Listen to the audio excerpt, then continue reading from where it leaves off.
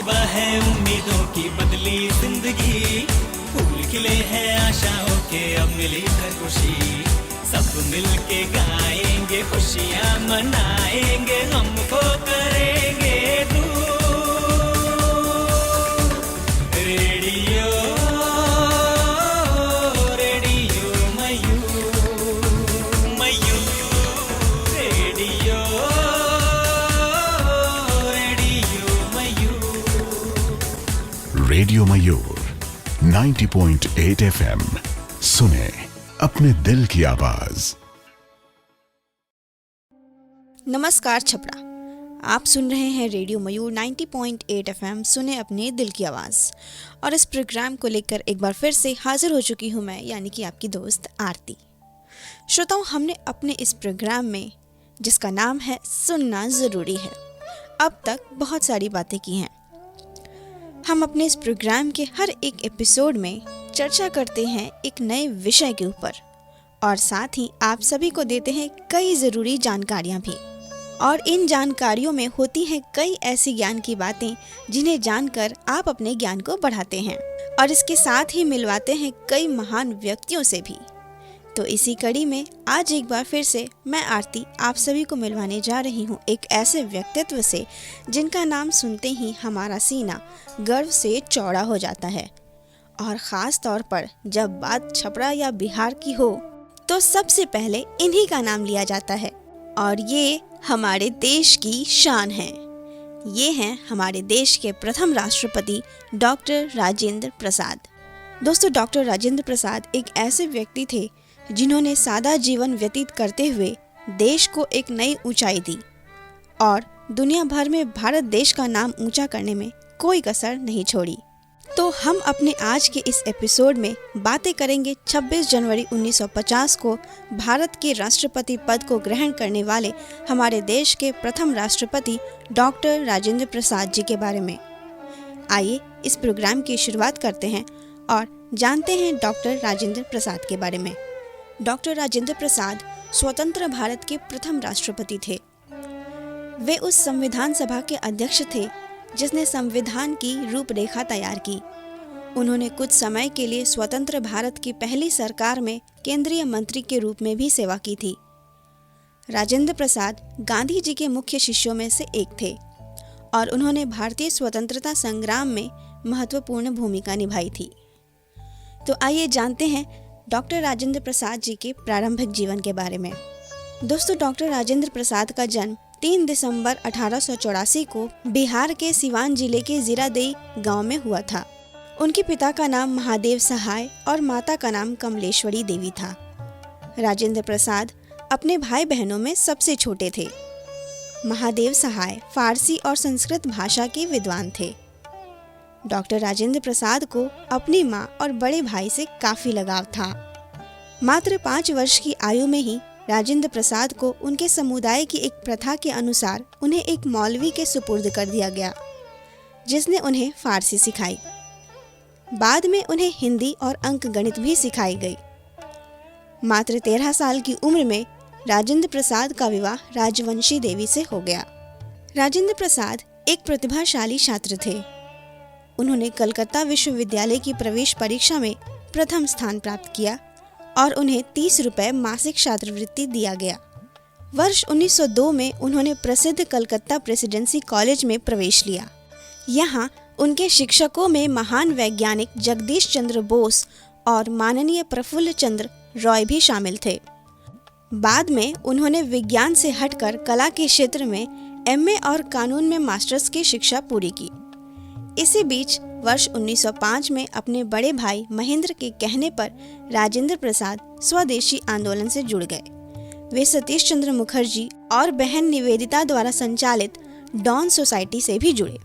दोस्तों, यहाँ पर अब उनके प्रारंभिक जीवन के बारे में जानने के बाद आइए अब हम जानते हैं उनके राजनीतिक जीवन के बारे में। भारतीय राष्ट्रीय मंच पर महात्मा गांधी के आगमन ने डॉक्टर राजेंद्र प्रसाद को काफी प्रभावित किया।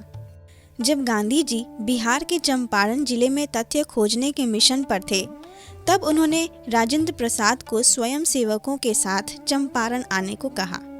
गांधी जी ने जो समर्पण, विश्वास और साहस का प्रदर्शन किया, उससे डॉक्टर राजेंद्र प्रसाद काफी प्रभावित हुए। गांधी जी के प्रभाव से डॉक्टर राजेंद्र प्रसाद का दृष्टिकोण ही बदल गया। उन्होंने अपने जीवन को साधारण बनाने के लिए अपने सेवकों की संख्या कम कर दी। उन्होंने अपने दैनिक कामकाज जैसे झाड़ू लगाना, बर्तन साफ करना खुद शुरू कर दिया, जिसे वे पहले दूसरों से करवाते थे। गांधी जी के संपर्क में आने के बाद वे आज़ादी की लड़ाई में पूरी तरह से मशगूल हो गए। उन्होंने असहयोग आंदोलन में सक्रिय रूप से भाग लिया। डॉक्टर राजेंद्र प्रसाद को 1930 में नमक सत्याग्रह आंदोलन में भाग लेने के दौरान गिरफ्तार किया गया। 15 जनवरी 1934 को जब बिहार में एक विनाशकारी भूकंप आया था, तब वे जेल में थे। जेल से रिहा होने के 2 दिन बाद ही राजेंद्र प्रसाद धन जुटाने और राहत के कार्यों में लग गए। उधर वायसराय की तरफ से भी इस आपदा के लिए धन एकत्रित किया गया था। राजेंद्र प्रसाद ने तब तक 30,80,000 राशि एकत्रित कर ली थी और वायसराय इस राशि का केवल 1/3 हिस्सा ही जुटा पाए। राहत का कार्य जिस तरह से व्यवस्थित किया गया था, उसने डॉक्टर राजेंद्र प्रसाद के कौशल को साबित कर दिया था। इसके तुरंत बाद ही डॉक्टर राजेंद्र प्रसाद को भारतीय राष्ट्रीय कांग्रेस के बम्बई अधिवेशन के लिए अध्यक्ष चुना गया। उन्हें 1939 में नेताजी सुभाष चंद्र बोस के इस्तीफे के बाद कांग्रेस के अध्यक्ष के रूप में निर्वाचित किया गया। जुलाई 1946 को जब संविधान सभा को भारत के संविधान के गठन की जिम्मेदारी सौंपी गई, तब डॉक्टर राजेंद्र प्रसाद को इसका अध्यक्ष नियुक्त किया गया। आज़ादी के 2.5 साल बाद 26 जनवरी 1950 को स्वतंत्र भारत का संविधान लागू किया गया और डॉक्टर राजेंद्र प्रसाद को भारत के प्रथम राष्ट्रपति के रूप में चुना गया। इस तरह देश को 26 जनवरी 1950 को डॉक्टर राजेंद्र प्रसाद के रूप में प्रथम राष्ट्रपति मिला। राष्ट्रपति के रूप में अपने अधिकारों का प्रयोग उन्होंने काफ़ी सूझबूझ से किया और दूसरों के लिए एक नई मिसाल कायम की। राष्ट्रपति के रूप में अपने कार्यकाल के दौरान उन्होंने मित्रता बढ़ाने के इरादे से कई देशों का दौरा भी किया और नए रिश्ते स्थापित करने की मांग की। छपरा डॉक्टर राजेंद्र प्रसाद के बारे में इतनी सारी बातें जानने के बाद अब हम रुकेंगे यहाँ पर एक छोटे से ब्रेक के लिए। ब्रेक के बाद वापस लौटेंगे तो इनके बारे में और भी कई सारी बातें जानेंगे। तब तक के लिए रुकते हैं छोटे से ब्रेक के लिए। सुनते रहिए रेडियो मयूर 90.8 FM, सुनिए रेडियो अपने दिल मयूर की आवाज़। 90.8 FM, सुने अपने दिल की आवाज। ब्रेक के बाद स्वागत है छपरा आप सभी का एक बार फिर से रेडियो मयूर 90.8 FM, सुने अपने दिल की आवाज़ पर। आप सुन रहे हैं ये खास प्रोग्राम जिसका नाम है सुनना ज़रूरी है और मैं हूं आपकी दोस्त आरती। आज के इस प्रोग्राम में बातें हो रही हैं भारत के प्रथम राष्ट्रपति डॉक्टर राजेंद्र प्रसाद के बारे में। दोस्तों, हमने अब तक उनके जीवन के बारे में बहुत कुछ जाना उनके प्रारंभिक जीवन काल के बारे में और साथ ही जाना उनके राजनीतिक जीवन के बारे में। चलिए अब मैं उनके जीवन से जुड़ी कुछ और बातें आप सभी को बताती हूँ। दोस्तों, डॉक्टर राजेंद्र प्रसाद भारत के स्वतंत्रता आंदोलन के प्रमुख नेताओं में से एक थे। भारत के पहले राष्ट्रपति के अलावा उन्होंने भारतीय राष्ट्रीय कांग्रेस के अध्यक्ष के रूप में प्रमुख भूमिका निभाई थी। राष्ट्रपति होने के अतिरिक्त उन्होंने भारत के पहले मंत्रिमंडल में 1946 और 1947 में कृषि और खाद्य मंत्री का दायित्व भी निभाया था। उन्हें राजेंद्र बाबू भी कहा जाता है। 3 दिसंबर 1884 को बिहार के सारण जिले में जन्मे राजेंद्र प्रसाद के पिता महादेव सहाय संस्कृत और फारसी के विद्वान थे। उनकी मां का नाम कमलेश्वरी देवी था। राजेंद्र प्रसाद की प्रारंभिक शिक्षा छपरा के जिला स्कूल में हुई थी। इसके बाद 18 साल की उम्र में उन्होंने कोलकाता विश्वविद्यालय की प्रवेश परीक्षा दी, जिसमें उन्हें प्रवेश परीक्षा में प्रथम स्थान मिला। उसके बाद उन्होंने कोलकाता के प्रेसिडेंसी कॉलेज में दाखिला लिया। 1915 में राजेंद्र प्रसाद ने स्वर्ण पद के ML की परीक्षा पास की और बाद में लॉ में उन्होंने डॉक्टरेट की उपाधि भी ली। डॉक्टर राजेंद्र प्रसाद कई भाषाओं को जानते थे। राजेंद्र प्रसाद ने बचपन में फारसी और उर्दू से पढ़ाई शुरू की थी। BA में उन्होंने हिंदी लिया। अंग्रेजी, हिंदी, फारसी, बंगाली के साहित्य को उन्होंने अच्छे से पढ़ा था और उन्हें गुजराती भी समझ में आती थी। एमएल के लिए हिंदू कानून का राजेंद्र प्रसाद ने संस्कृत ग्रंथों से ज्ञान प्राप्त किया था। डॉक्टर राजेंद्र प्रसाद बिहार के एक कॉलेज में अंग्रेजी के प्रोफेसर थे, लेकिन बाद में उन्होंने कानून की डिग्री हासिल की। इसके अलावा डॉक्टर राजेंद्र प्रसाद ने कानून की पढ़ाई करते हुए कोलकाता के एक कॉलेज में पढ़ाया भी था। बाद में उन्होंने इलाहाबाद विश्वविद्यालय से लॉ में डॉक्टरेट किया। डॉक्टर राजेंद्र प्रसाद भारतीय स्वतंत्रता आंदोलन के दौरान भारतीय राष्ट्रीय कांग्रेस में शामिल हुए। वे महात्मा गांधी से गहरे प्रभावित थे और 1931 के नमक सत्याग्रह और 1942 के भारत छोड़ो आंदोलन के दौरान वे जेल भी गए थे। दोस्तों, आज़ादी के बाद 26 जनवरी 1950 को भारत को गणतंत्र राष्ट्र का दर्जा मिलने के साथ राजेंद्र प्रसाद देश के प्रथम राष्ट्रपति बने। साल 1957 में वे दोबारा राष्ट्रपति चुने गए। राजेंद्र प्रसाद एकमात्र नेता रहे जिन्हें 2 बार राष्ट्रपति के लिए चुना गया।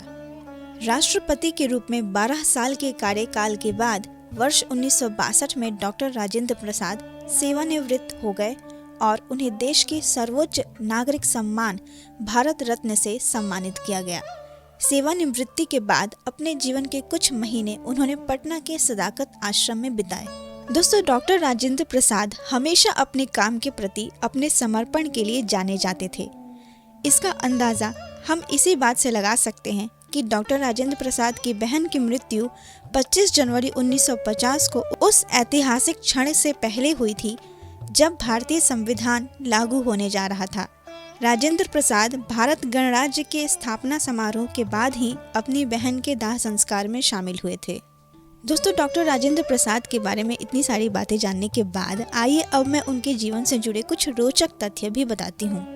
दोस्तों, डॉक्टर राजेंद्र प्रसाद ने जीवन में कभी भी खैनी का सेवन नहीं किया था। इस बात का खुलासा उनकी पोती तारा सिन्हा ने किया था कि खैनी तो दूर, उनके दादाजी तो कभी चाय भी नहीं पीते थे। रिटायर्ड प्रिंसिपल तारा जी बचपन में दादाजी के साथ राष्ट्रपति भवन में भी रह चुकी थीं। वैसे ये सच है कि वे काफ़ी तेज बुद्धि के थे। मैट्रिक परीक्षा में उस समय बंगाल, बिहार और उड़ीसा के टॉपर रह चुके थे। उनकी हैंडराइटिंग इतनी अच्छी थी कि देखते ही लोग प्रभावित हो जाते थे। संभवतः यही कारण था कि उनके प्रतिभा को देखकर परीक्षा केंद्र पर एक टीचर ने कहा था कि examinee is better than examiner. Doctor Rajendra Prasad का 13 साल की उम्र में राजवंशी देवी के साथ विवाह हो गया था। उस वक्त वे स्कूल में पढ़ रहे थे। राजेंद्र प्रसाद रात 8 बजते बजते खाना खा लेते थे। उनका खाना एकदम सादा होता था। फलों में उनको आम बहुत पसंद था। वकालत की पूरी पढ़ाई उन्होंने सुबह उठकर ही की है। वे जल्दी सोते थे और सुबह जल्दी उठते थे। 1915 में उन्होंने गोल्ड मेडल के साथ लॉ में मास्टरी की डिग्री हासिल की और बाद में पीएचडी भी किया। कॉलेज की पढ़ाई के लिए उन्होंने कोलकाता के प्रेसिडेंसी कॉलेज में दाखिला लिया था। वे कुर्ता पैजामा पहनते थे। कॉलेज में पहले दिन वे इसी ड्रेस में कॉलेज पहुंच गए। उनके वेशभूषा को देखकर सभी छात्र हंसने लगे। बाद में मालूम हुआ कि वे वही राजेंद्र बाबू हैं जिन्होंने पूरे एंट्रेंस टेस्ट में टॉप किया था। दोस्तों, राष्ट्रपति पद पर रहने के दौरान एक बार में वे कई राज्यों के दौरे पर निकलते थे। इसी क्रम में वे एक बार रांची पहुंचे थे। रांची पहुंचने पर उनके पैरों में दर्द होने लगा था। जूते पहनने पर ये दर्द और भी ज़्यादा बढ़ रहा था। जब उन्होंने जूते को देखा तो पाया कि उसका तल्ला घिस गया है और कीलें ऊपर की तरफ उभर आई हैं और इन कीलों की वजह से ही उनके पैरों में दर्द हो रहा था।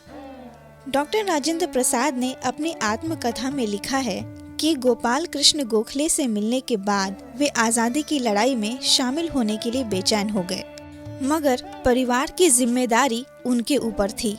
15 से 20 दिन तक काफ़ी सोचने समझने के बाद अपने बड़े भाई महेंद्र प्रसाद एवं पत्नी राजवंशी देवी को पत्र लिखकर देश सेवा की अनुमति मांगी। दोस्तों, यहाँ पर मैं आपको बताने जा रही हूँ कि उस पत्र में उन्होंने क्या कुछ लिखा था। पूज्य भैया, सादर प्रणाम। आपको याद होगा कि करीब 20 दिन पहले मैं माननीय गोपाल कृष्ण गोखले जी से मिलने गया था। उन्होंने मेरे सामने सर्वेंट्स ऑफ इंडिया सोसाइटी में सम्मिलित होने का प्रस्ताव रखा। काफ़ी सोच विचार के बाद मैं सोचता हूँ कि मेरे लिए उस प्रस्ताव को स्वीकार कर लेना अच्छा होगा। मैं मानता हूँ इस बात से आपके हृदय को भारी धक्का लगेगा, क्योंकि परिवार की सारी आशाएं मुझ पर टिकी हैं। लेकिन भैया, इस समय मैं एक महान कार्य को करने की पुकार अपने हृदय में महसूस कर रहा हूँ। श्रीमान गोखले की सोसाइटी में सम्मिलित होना मेरे लिए कोई व्यक्तिगत त्याग की बात नहीं है। सोसाइटी से जो कुछ मुझे मिलेगा वही मेरे लिए काफ़ी होगा। मैं जानता हूँ कि यदि मैं कमाऊँ तो कुछ रुपया हासिल कर सकूँगा। शायद इसके लिए समाज में अपने परिवार का दर्जा भी ऊंचा करने में समर्थ होऊंगा, जहाँ लोग अपने विशाल हृदय के कारण नहीं बल्कि धन के कारण गिने जाते हैं। इस संसार में लोग जितने धनी होते जाते हैं उतने ही उनकी आवश्यकताएं भी बढ़ती जाती हैं। वे सोचते हैं कि धन पाकर वे सुखी होंगे, परंतु सुख तो हृदय से अनुभव किया जाता है। एक गरीब आदमी अधिक संतुष्ट रहता है बजाय उस अमीर आदमी के जिसके पास लाखों रुपए होते हैं। दुनिया के अनेक महापुरुष पहले दरिद्र ही रहे हैं। भैया, आप विश्वास रखें, मेरे जीवन में यदि कोई महत्वाकांक्षा है तो यही कि मैं देश सेवा के काम आ सकूं। आपने ही तो सबसे पहले सुंदर भावों को, इन उच्च विचारों को मेरे मन में रोपित किया था। आज जो मार्ग मैं पकड़ना चाहता हूँ उस पर चलने में आप साहस कर अपनी सहमति दें। आपकी सहमति के बिना मैं जीवन में कोई भी कार्य सफलतापूर्वक नहीं कर पाऊंगा। हम लोगों का प्रेम ऐसा है कि जीवन में कुछ असुविधाओं और तकलीफों के कारण उसमें कोई कमी नहीं आएगी, बल्कि मेरा विश्वास है कि वो अधिक सुदृढ़ होगा। गोखले जी के समान प्रभाव पद या मर्यादा किसे प्राप्त है? और क्या वे एक गरीब आदमी नहीं हैं? क्या हम लोग उनके परिवार से भी ज्यादा गरीब हैं? अगर लाखों व्यक्ति 2 या 3 रुपए से काम चला लेते हैं तो हम लोग भला 100 रुपए से क्यों नहीं चला सकते? आप इस बात पर विचार करें और अपनी राय मुझे बताएं। आप ये दिखला दें कि दुनिया में आज भी कुछ ऐसे व्यक्ति हैं जिनके लिए रुपए पैसे तुच्छ वस्तु हैं और देश सेवा ही सब कुछ है। आपका भाई राजेंद्र। दोस्तों, ये खत पढ़कर उनके बड़े भाई रोने लगे। वे सोचने लगे कि वे उनका इस बात का क्या जवाब दें। अपने बड़े भाई से अनुमति मिलने के बाद ही वे देश सेवा के लिए स्वतंत्रता आंदोलन में उतरे। श्रोताओं, डॉक्टर राजेंद्र प्रसाद के बारे में इतनी सारी बातें जानने के बाद हम यहाँ पर लेंगे एक म्यूजिकल ब्रेक से लौटने के बाद उनके बारे में जानेंगे और भी कुछ बातें। तब तक के लिए सुनते रहें रेडियो मयूर 90.8 FM, सुने अपने दिल की आवाज़।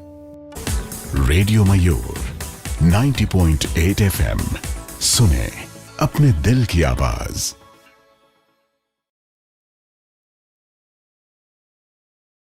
ब्रेक के बाद स्वागत है आप सभी का रेडियो मयूर 90.8 FM, सुने अपने दिल की आवाज़ पर।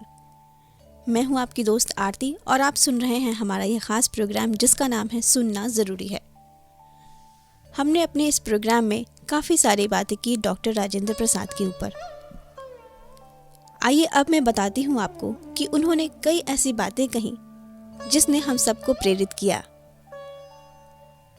उन्होंने कहा था कि मंजिल को पाने की दिशा में आगे बढ़ते हुए याद रहे कि मंजिल की ओर बढ़ता रास्ता भी उतना ही नेक होगा।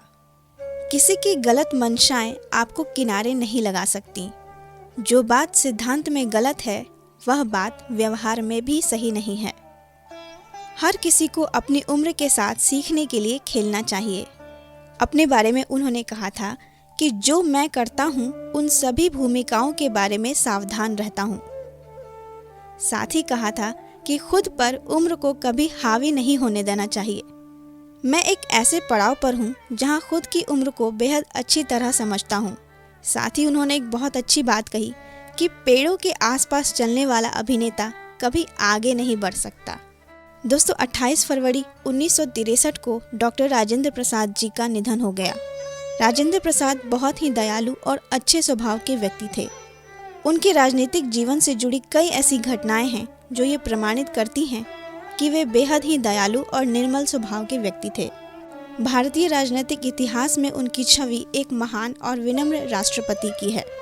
पटना में राजेंद्र प्रसाद जी के याद में राजेंद्र स्मृति संग्रहालय का निर्माण कराया गया। श्रोताओं, मुझे उम्मीद है कि डॉक्टर राजेंद्र प्रसाद के बारे में कही गई ये सारी बातें आप सभी को बहुत ही ज़्यादा पसंद आई होंगी। छपरा आज के लिए बस इतना ही। हम अपने इस प्रोग्राम यानी कि सुनना ज़रूरी है कि अगले अंक में फिर मिलेंगे एक अन्य विषय के साथ। फिलहाल के लिए मुझे यानी आरती को दीजिए इजाज़त और तब तक के लिए सुनते रहें रेडियो मयूर 90.8 FM। सुने अपने दिल की आवाज़। रेडियो मयूर 90.8 FM, सुने अपने दिल की आवाज।